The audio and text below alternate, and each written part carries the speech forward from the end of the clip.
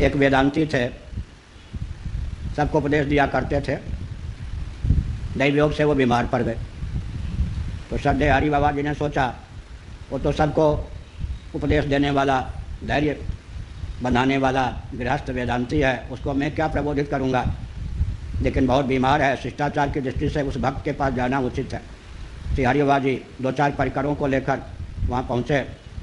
कहा आपको तो कुछ कहने की आवश्यकता नहीं, अन्यों को आप धैर्य दिलाते हैं, शरीर के नाश से जीवात्मा का नाश नहीं होता, आपको कुछ कहना नहीं है, केवल शिष्टाचार की दृष्टि से कुशल मंगल पूछने की भावना से आ गया। उसने ब्रह्म को गाली दी, आत्मा को गाली दी बीमार ने और ऐसा बोलने लगा, क्या ब्रह्म है, क्या आत्मा है, कुछ भी नहीं है, इतना कष्ट है, ये सब व्यर्थ बकवास वेदांतों में। हरिबाजू को बोला भी नहीं गया, चुपचाप लौट आए।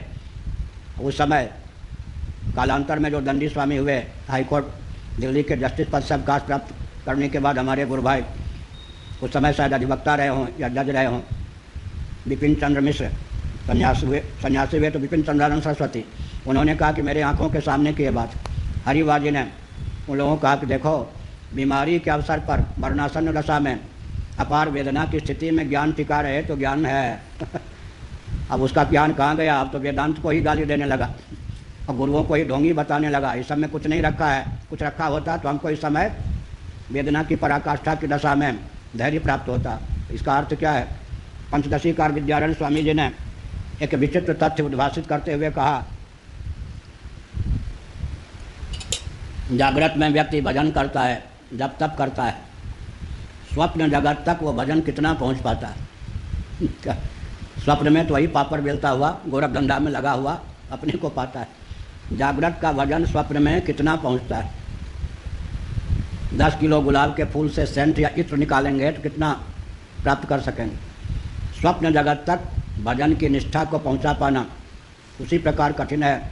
110वीं मंजिल पर यांत्रिक विधा का आलंबन लेकर जल की धारा को पहुंचाना, स्वप्न तक भजन की निष्ठा कम पहुंच पाती। पंचदशीकार ने कहा कि स्वप्न में भी भजन का तांता बना रहे, स्वप्न में भी भजन की धारा टूटे नहीं, तब समझना चाहिए कि जागृत का भजन स्वप्न जगत तक पहुंच रहा है।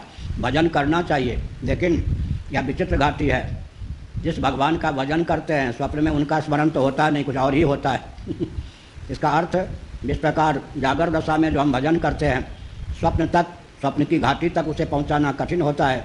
धीरे धीरे परिपक्व संस्कार होने पर ही स्वप्न जगत में वह भजन पहुंच पाता है। इसी प्रकार से जीवन में व्यक्ति व्रत, जप, तप, संयम का परिचय देता है, लेकिन कष्ट आ जाने पर, विपरीत परिस्थिति आने पर, रुग्ण हो जाने पर वो सब निष्ठा बनी रहे, वह धैर्य बना रहे, तब समझना चाहिए कि धैर्य परिपक्व हो रहा है। दुर्बल धैर्य को कोसना नहीं चाहिए, लेकिन हमने कहा, क्या कहा? धीरज धर्म मित्र और नारी, आपदकाल परखिए चारी।